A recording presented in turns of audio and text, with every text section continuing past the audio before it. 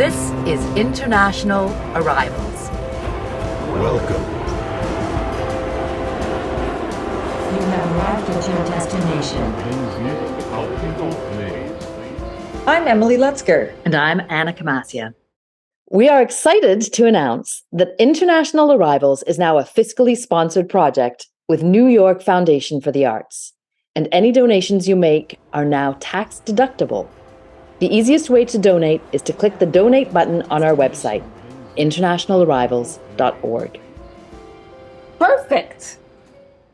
Today, International Arrivals speaks with Azita Moradkgani, who is an interdisciplinary artist born in Tehran and currently lives in New York City. Her work focuses on the female body as a site of pleasure and pain and considers constraints placed upon the female body in both Iran, the US, and elsewhere. Welcome, Azita.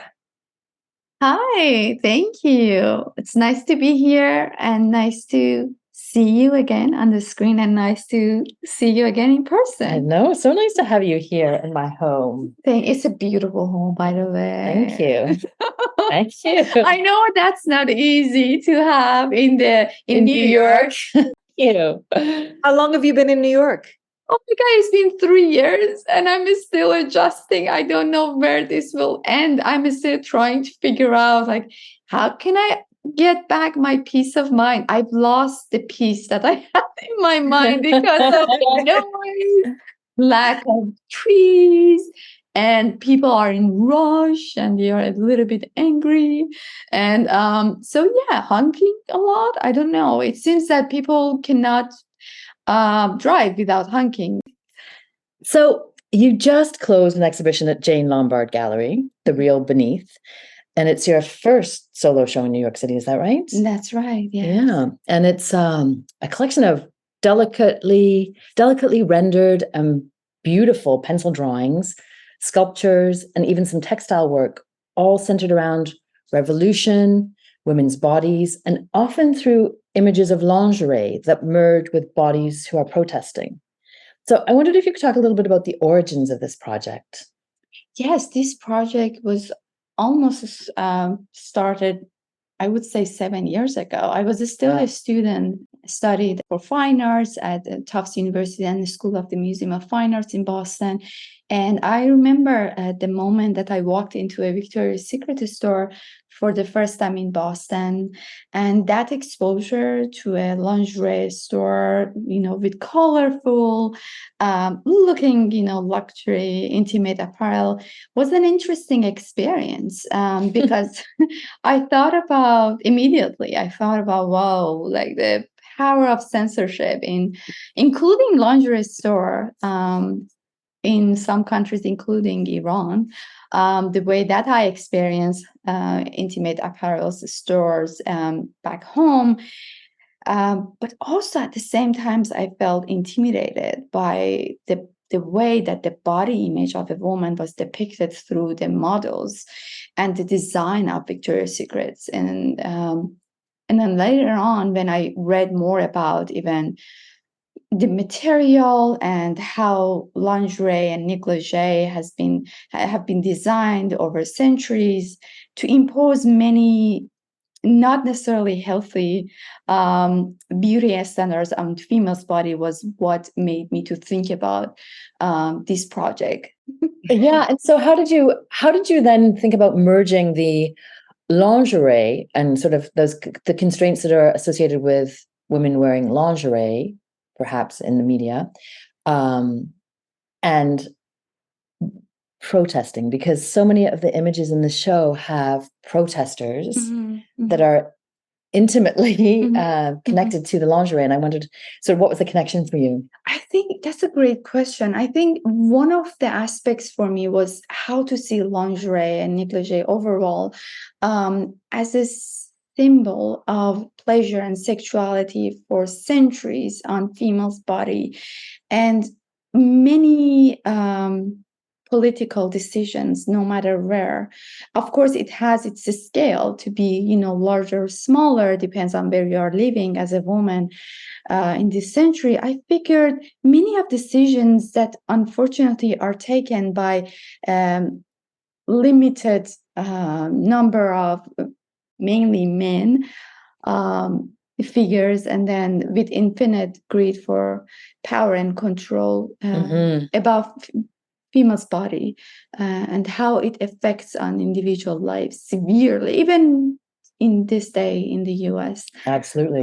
So that just made me, because honestly, like the former president of the United States, or the issues that right now women are facing in Iran to fight for their most basic rights, to have the freedom of expression and what to wear, it all comes back to having the power and controlling women in different societies, in my opinion. That's why I use lingerie as the canvas to target, of course, that pleasure aspect that that's also denied, like I think that women and pleasure is something that is also not talked about openly too. Yeah, it's even in the, yes, absolutely, you're right.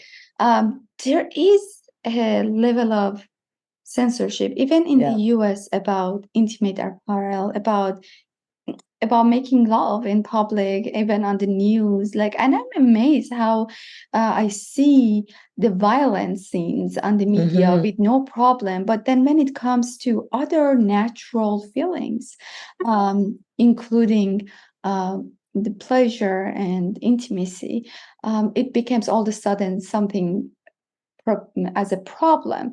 So I love that contrast between public versus private, and what is happening beneath the layers versus how we are treating each other in public at the surface, or presenting ourselves in public.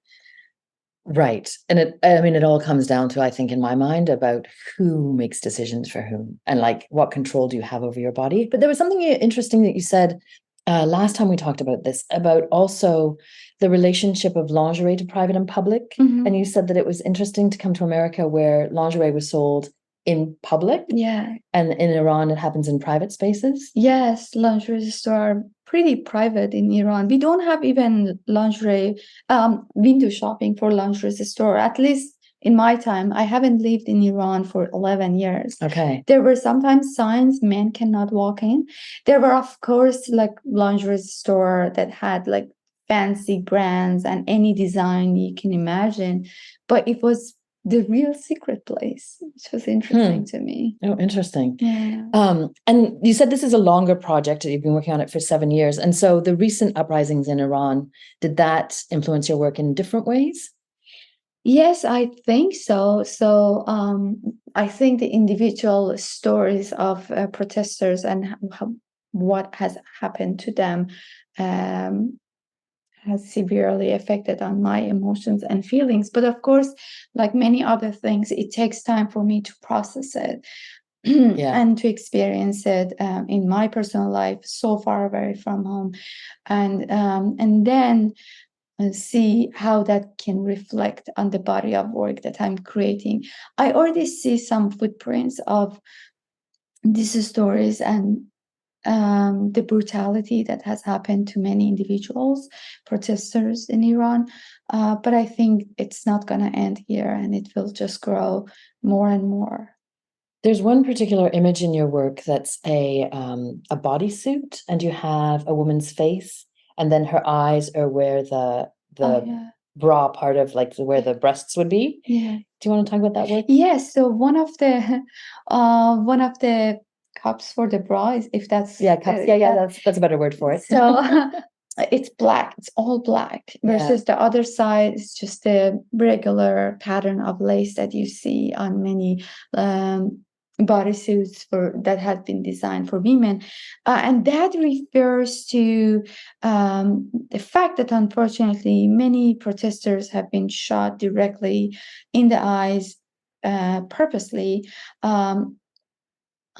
throughout the current revolution in Iran, to blind young men and women, and some of them are just so beautiful inside out, of course, but I'm just seeing someone at this age, like 19, 20, very young, losing their sight.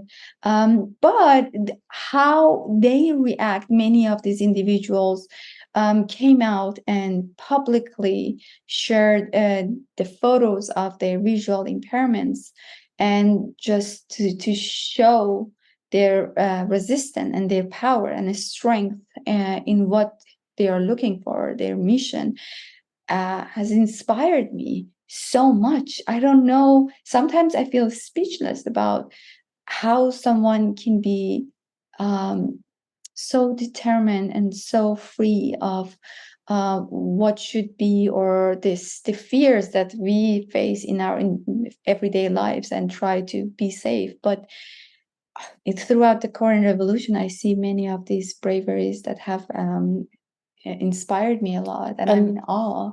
Are these images coming to you through the internet, or are they coming through? Oh yeah, they are all like media? around social media, Instagram. So I've seen many of these photos. Some of them were models, and then now they have Wow. lost one of their eyes. And then they come. Sometimes they don't even cover the eyes. But sometimes they cover it with like a patch. So that's why the way that I covered one of the breast cups completely black was to refer to that patch that these beautiful young men and women are wearing, and taking photos of themselves and publicly share it on social media. And archiving, I mean, their resistance, but also the violence too. Yes, exactly. As a form of keeping it current. Yes. Keeping it current, and I think sharing and making sure that the world knows what's happening. Yes. You mentioned when I walked around the exhibit with you, you mentioned that a lot of the images came from a particular photographer that you used who was taking images of protest. Well, yes. During the Islamic Revolution in Iran in 1979, there were a few photojournalists, many of course, but there are a few that I'm very glad I have access to these photos. Hengame Gulistan is one of them, one of the few documentary photographers who documented historical moments, such as the time that women protests on the streets right after the revolution, to show their anger, I think in some ways, that against mandatory hijab and the way that they had to cover their head in public and everywhere they are going outside of their home.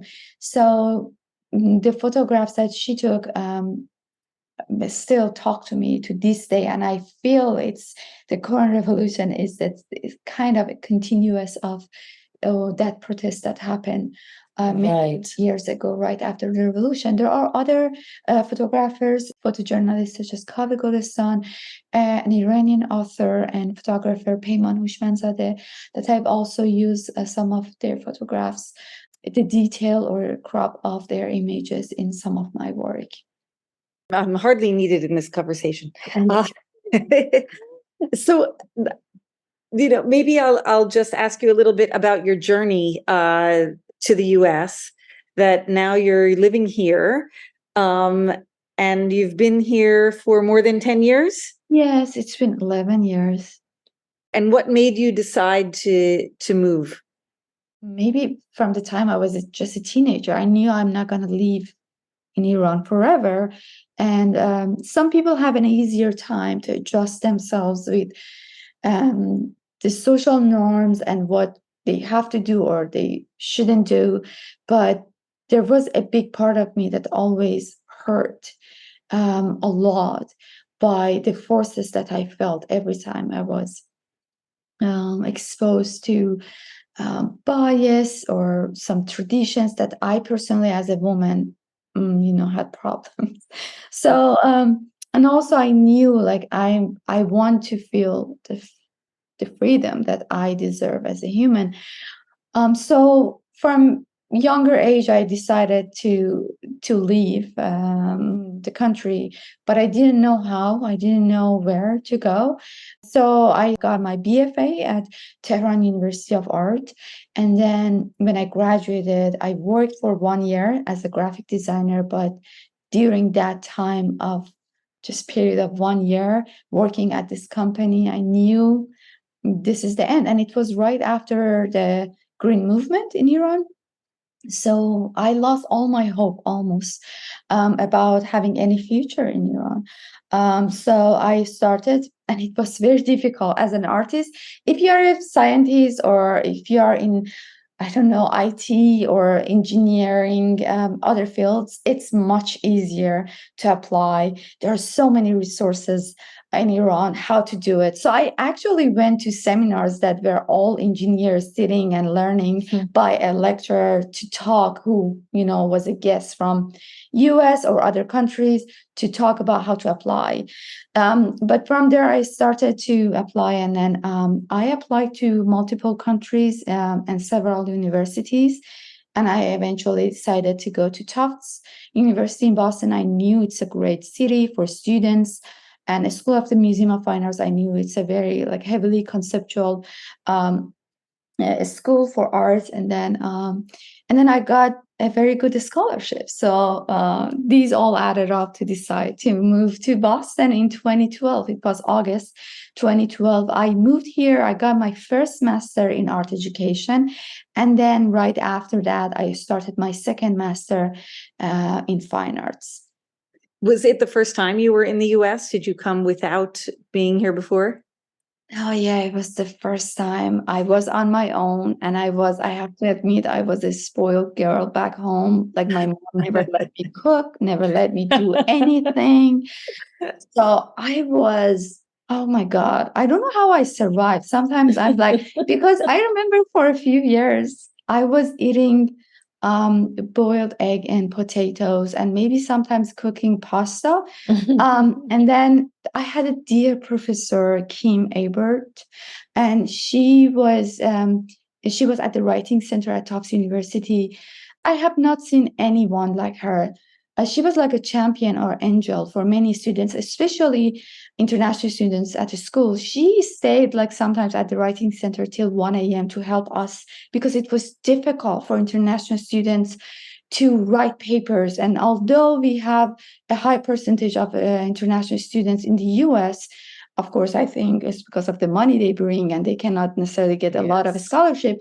But the way that the educational system is prepared for these arrivals is absolutely horrifying to me, because I was homeless for 10 days when I moved to the US.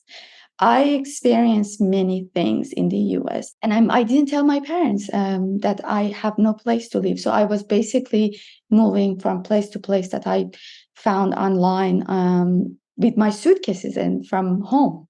So, and the school had nothing for me to at least give me a place till I can find a place to rent. And so I had to figure this out all on my own. Anyway, my professor, back to Kim, I remember one summer there was a very bad situation. The heating wasn't working in the apartment I was, and Boston is so cold, and the landlord was just a very nasty person, unfortunately. And he said, I'm not gonna change anything. So I was frozen, and I didn't know what to do. So I left, but I didn't know where to go.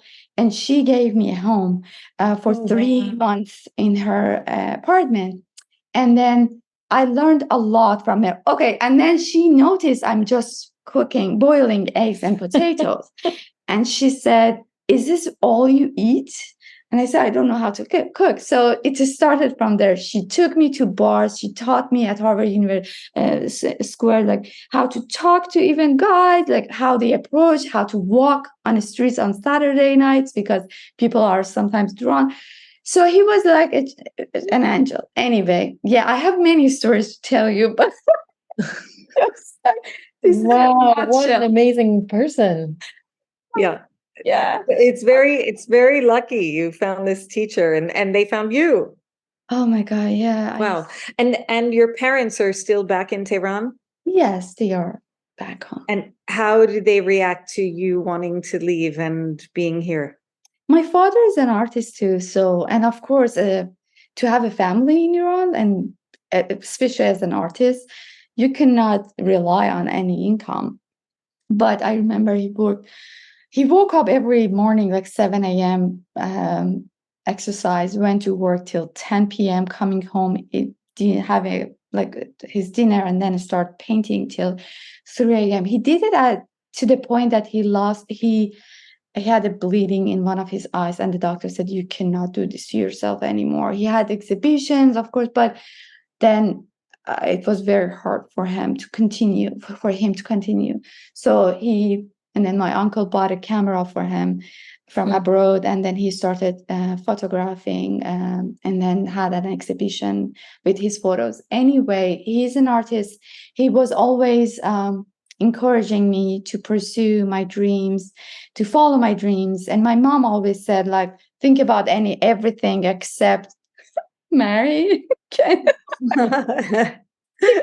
That should be the last thing, but just see what you want in the life, Azita, and you can do it. So she was also, in a different way, was my champion. But then when she figured I want to leave the country, she was crushed, because most of her brothers, when she was very young, left the country. And I know when I left Iran, my mom got so depressed, unfortunately, that she had to be hospitalized at some point, and she didn't call me for 2 years. But it was not because she didn't love me. I know it was so difficult for her to even call me. So, and unfortunately, when I moved to the US, I didn't know this will happen to me, but I could visit them once in 2013, but then for 9 years, because the travel ban by former President Trump, and then after that, COVID and other issues, for 9 years, I couldn't see my parents and my family. And then eventually I could see them only for, I think, 16 days last summer. So yeah, It's a long time. It's a long time not to see your family. It's a long time. Yes, absolutely. Yeah. Being immersed now in the art world in the US, how is it different? You know, exhibitions, galleries, curators, meeting people. How is it different in Tehran and the US? Oh, Tehran was a very different experience, very traditional, skill-based practice for drawing, painting, printmaking, everything. So my experience and studio practice was more traditional back home. And of course, the exposure was more limited and the possibilities much smaller compared to the US. During my MFA, of course, was an interesting exposure to the culture that I experienced in Boston. And I was trying to learn as fast as possible. I was 27 years old, and it's not easy. I wasn't like a teenager. It's a little bit difficult, but I was trying to learn the language, learn the system, the culture. And I think that's a big part of my work now since then, right? And when Trump became president, I decided to leave. After my graduation, I had my first solo exhibition at Caiaphas Gallery in Boston. They were also great support of my work.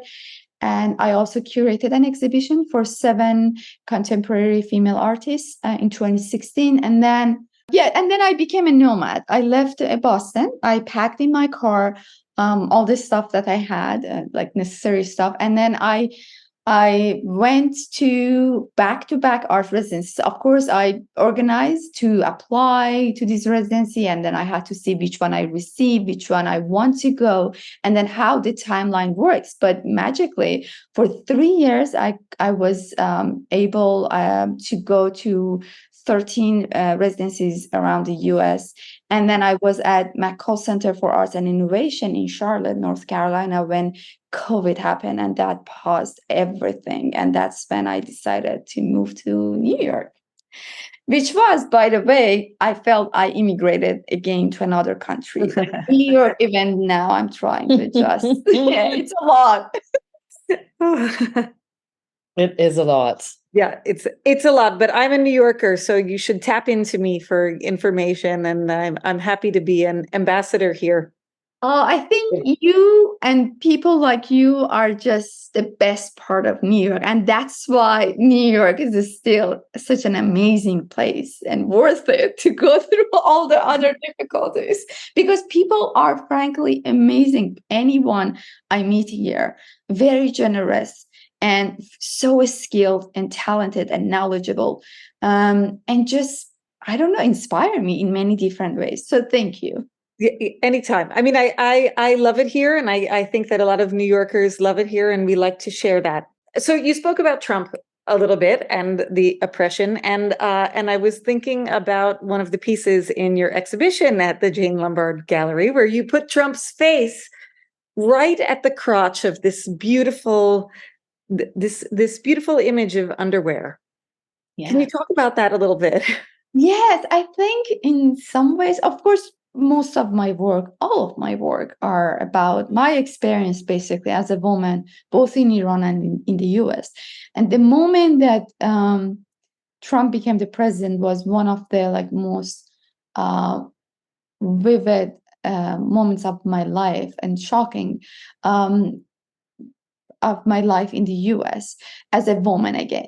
And as I said at the beginning, I felt many times all these pressures and that I feel in different societies that are coming from governments or people who are in charge are for controlling and the power, especially over women's bodies. So in some ways, I might have tried to take the power back from him, because I feel many of his approaches, especially when I watched a long documentary learning about his life and his father's life, I just felt like sex, power in a very toxic way is a big part of people such as him, their life and their ideology. So that's why it took me 2 years to decide to make that piece. But eventually I thought, I want to have it, I want to make it, and I want his face on the part of the lingerie that is covering the most sensitive part of the female's body, the part that comes with lots of pleasure, but also pain, the parts that actually giving birth to every human being that we see on this planet Earth. I'm amazed sometimes how women have this power of giving birth to every human being in this world, and still they have to fight for their basic rights. It's just beyond me.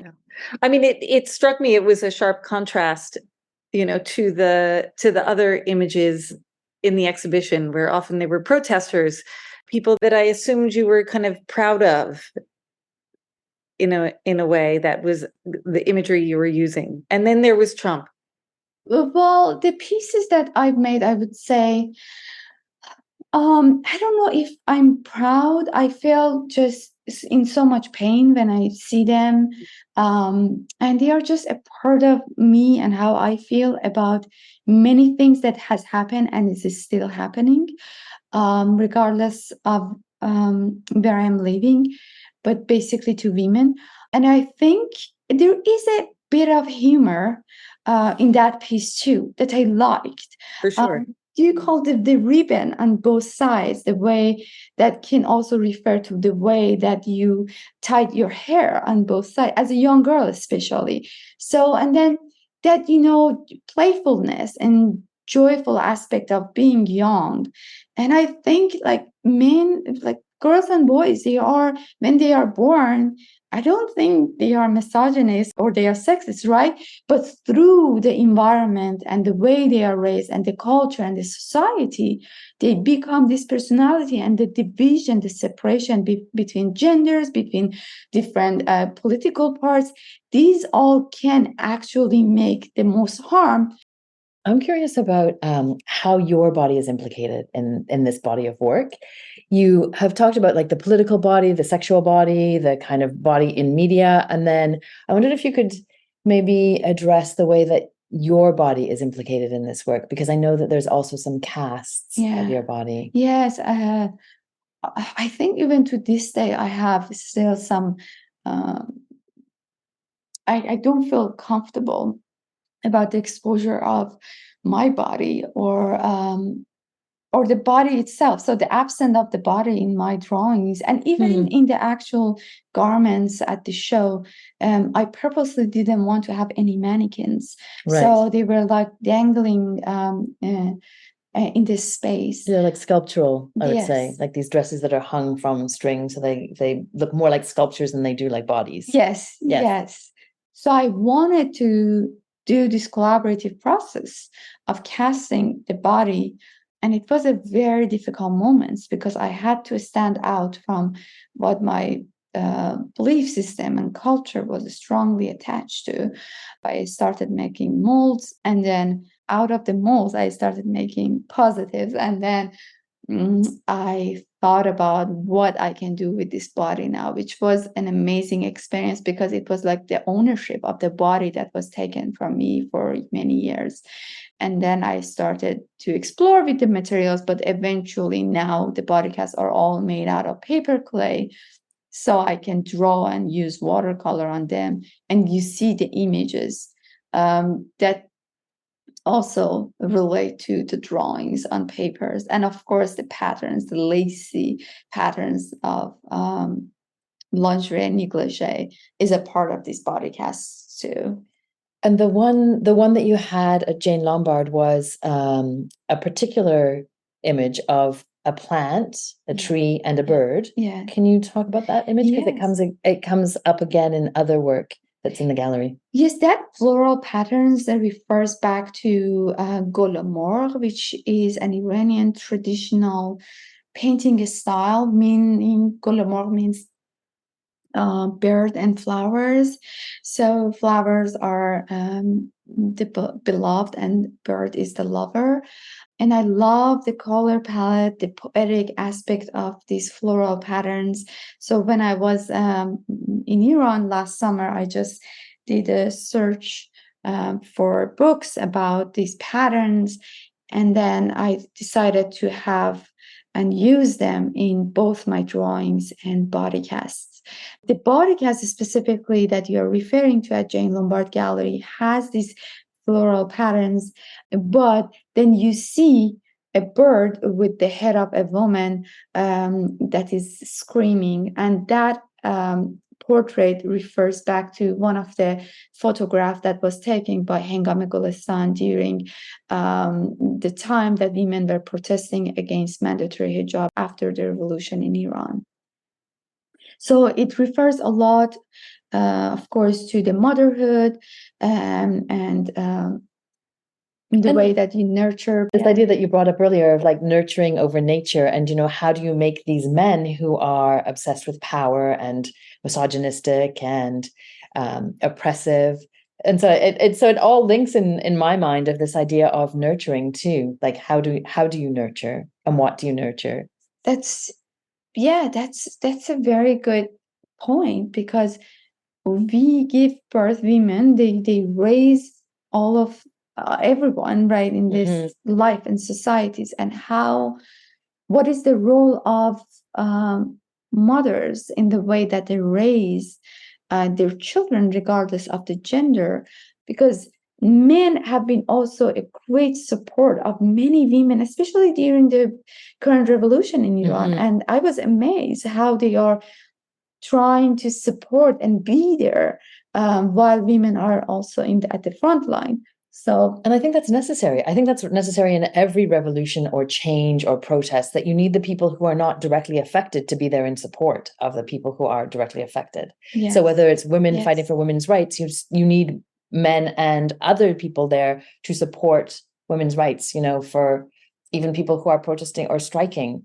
You need other people to join the strike lines and say, absolutely, we need right? your support. That's true. Yes, I agree 100%. Yeah, I did want to ask two other questions. One is about the use of pink in your work, because it's primarily for audiences, it's primarily black and white, like pencil drawings. Yes. But then you use pink, and you use it in really interesting ways. Could you talk about that color? Yes, the specific new series are all grayscale, but with the touch of light pink that refers, in my mind, to the color of flesh and the organs inside the body. And then, of course, there are some parts that have the dark red that refers to the blood.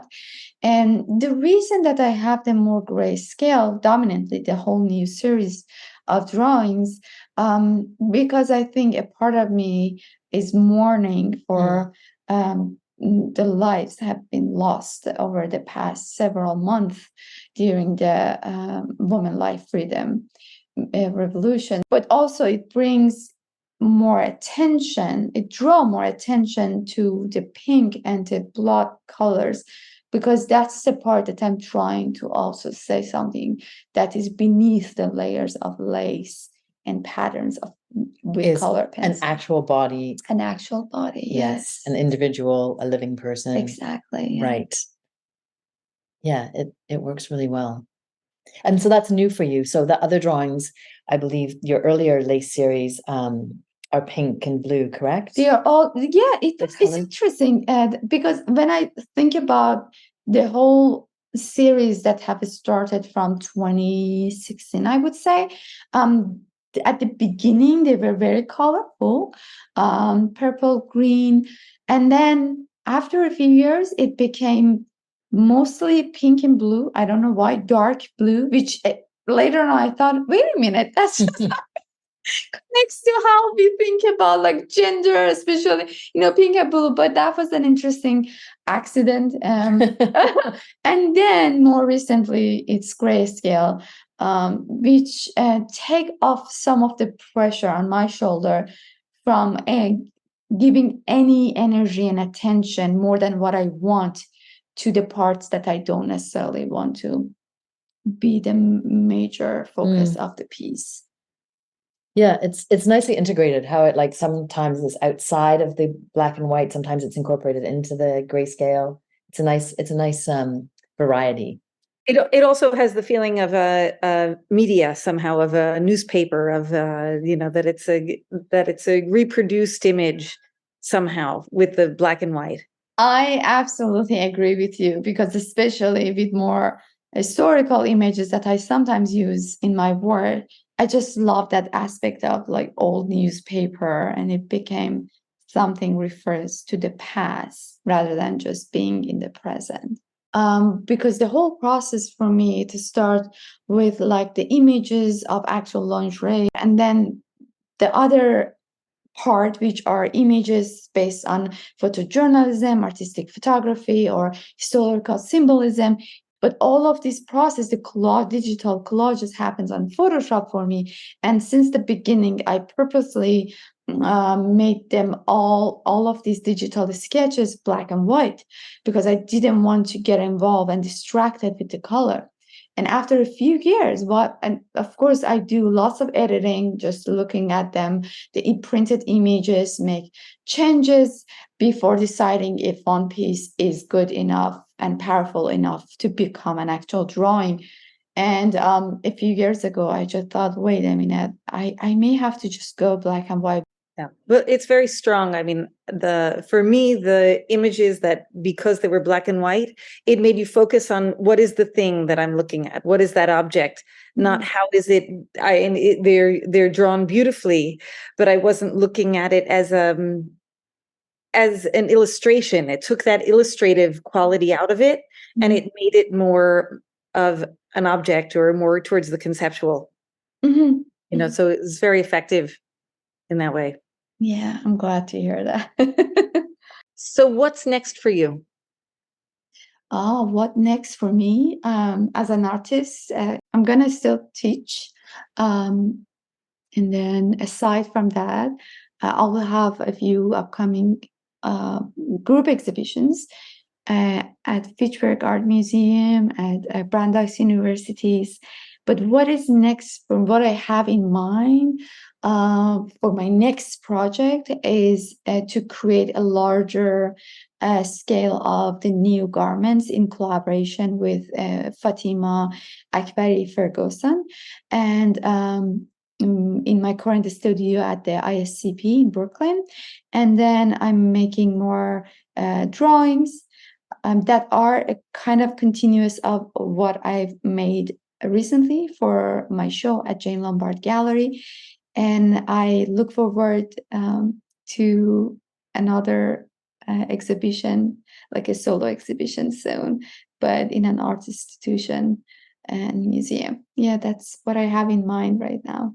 Well, I can't wait to see the new work.